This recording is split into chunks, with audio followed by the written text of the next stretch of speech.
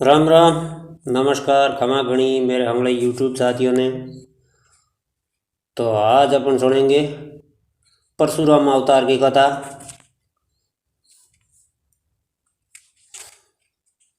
तो परशुराम राजा परसेन की पुत्री रेणुका और भृगुवंशीय जमदग्नि के पुत्र थे। विष्णु के अवतार और शिव के परम भक्त थे। उन्हें शिव से विशेष परशु प्राप्त हुआ था। इनका नाम तो राम था, किंतु शंकर द्वारा प्रबंधित अबोध परशु को सदैव धारण किए रहने के कारण ये परशुराम कहलाते थे। विष्णु के 10 अवतारों में 6वां अवतार है, जो वामन और रामचंद्र के मध्य में गिने जाता है। जमदग्नि के पुत्र होने के कारण ये जमदग्नि भी कहे जाते हैं। उनकी माँ जल का कलश लेकर भरने के लिए नदी पर गई, जहाँ गंधर्व चित्ररथ अप्सराओं के साथ जल क्रीड़ा कर रहा था। उसे देखने में रेणुका इतनी तन्मय हो गई कि जल लाने में विलम्ब हो गया तथा यज्ञ का समय व्यतीत हो गया।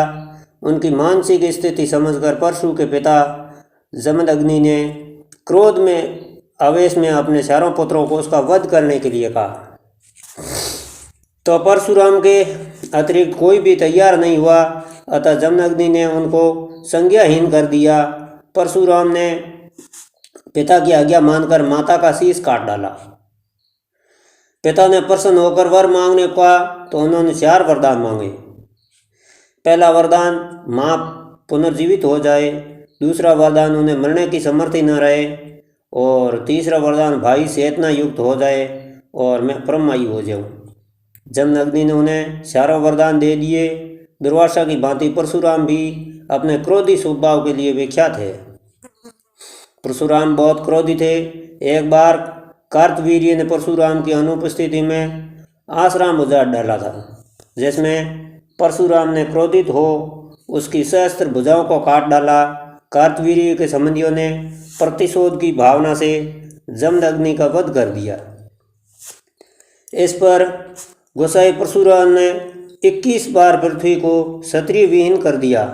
हर बार हताहत क्षत्रियों की पत्नियां जीवित रह गई और नई पीढ़ी को जन्म दिया और 5 झीलों में रक्त से भर दिया।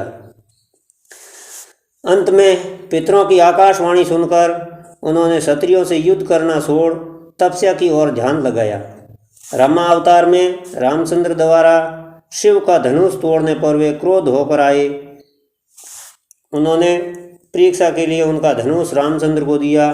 जब राम ने धनुष चढ़ा दिया तो परशुराम समझ गए कि रामचंद्र विष्णु के अवतार है, इसलिए उनकी वंदना करके वे तपस्या में चले गए। तो ये थी एक शॉर्ट रूप में भगवान परशुराम के अवतार की कथा। जो आपको कैसी लगी मुझे लाइक कमेंट करके ज़रूर बताना दोस्तों। अगर आप मेरे चैनल पर नए हैं तो मेरे चैनल की सदस्यता लेकर घंटी का बटन ज़रूर दबा देना। और मिलेंगे एक नए वीडियो में, तब तक के लिए नमस्कार, राम राम और खम।